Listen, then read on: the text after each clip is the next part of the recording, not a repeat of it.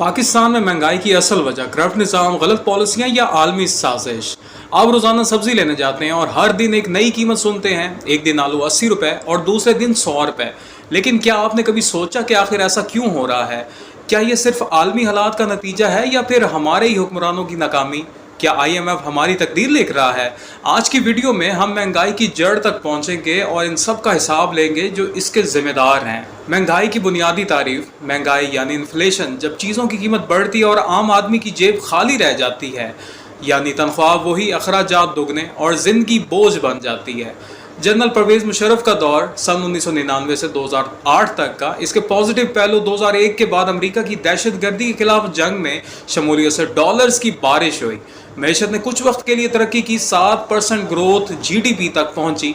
इसके मनफी पहलू, ये तरक्की कर्जों पर थी, मैशत की बुनियादी कमज़ोरी रही, ज़राअत और सनत पर तवज्जो कम, सर्विस सेक्टर फूला।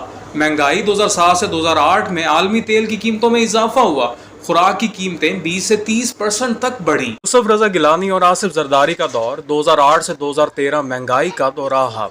2008 का साल पाकिस्तान की सियासी तारीख का एक बड़ा मोड़ था। परवेज़ मुशर्रफ के इस्तीफे के बाद अवाम ने जमहूरियत की बहाली के लिए पीपल्स पार्टी को वोट दिया।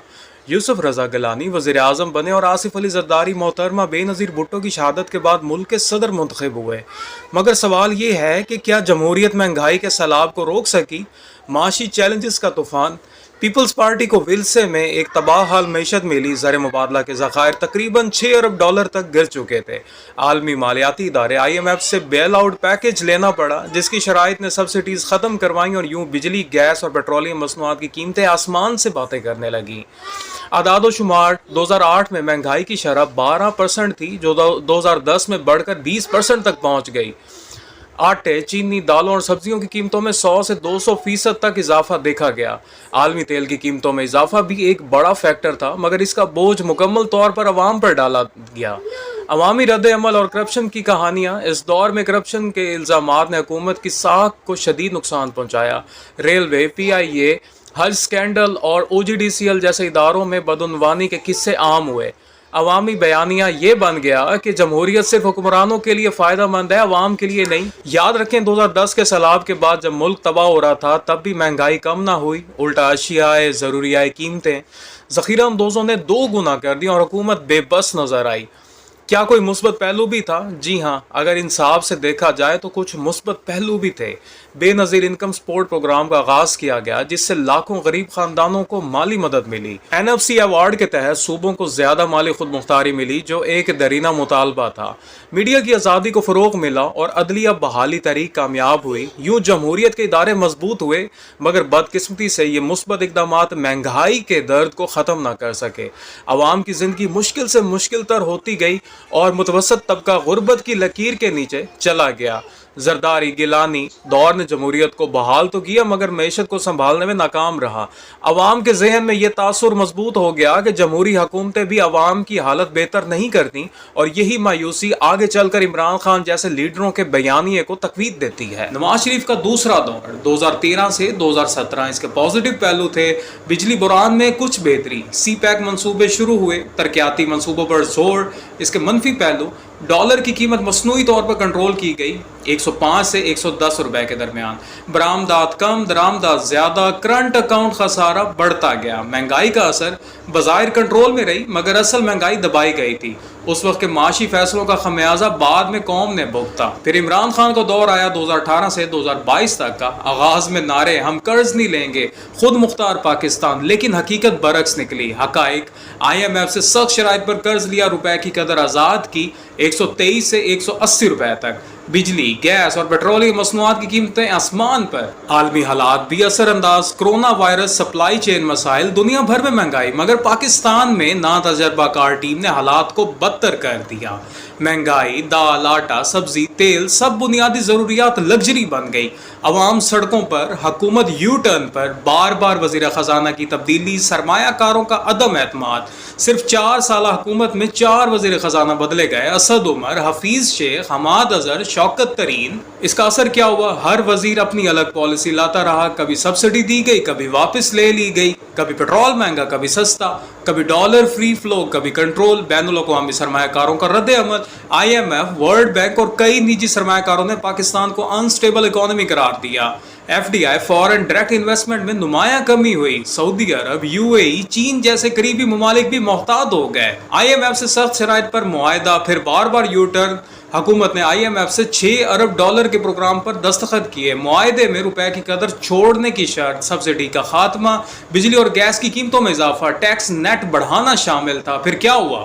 حکومت نے کئی شرائط پوری کرنے کے بعد سیاسی دباؤ پر اچانک یو ٹرن لیا۔ IMF ناراض، قسطیں روک دی گئیں، ملک میں ڈالر کی قلت پیدا ہوئی، روپے کی قدر میں شدید گراوٹ۔ شرح تبادلہ 2018 میں USD 123 روپے، 2022 میں امریکی ڈالر 180 روپے سے زیادہ تجاوز کر چکا تھا۔ روپے کو مارکیٹ بیسڈ قرار دیا گیا، بغیر حفاظتی اقدامات کے امپورٹ بل بڑھ گیا، قرضہ مہنگا ہو گیا، مہنگائی آسمان پر، ایکسپورٹ پالیسی فیل، صرف ریلیف پر انحصار۔ دعویٰ، حکومت نے ٹیکسٹائل اور انڈسٹری کو سستی بجلی گیس دی تاکہ ایکسپورٹ بڑھتی جائے۔ حقیقت، برآمدات میں جزوی اضافہ ہوا لیکن درآمدات بے قابو ہو گئیں۔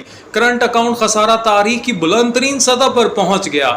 ٹیکس اصلاحات میں ناکامی۔ پھر وعدے کیا کیے گئے؟ ہم ملک کے امیر طبقے سے ٹیکس لیں گے۔ حقیقت، FBR اہداف پورے نہ کر سکا۔ ٹیکس کا بوجھ زیادہ تر تنخواہ دار طبقے کو چھوٹے دکانداروں پر پڑا۔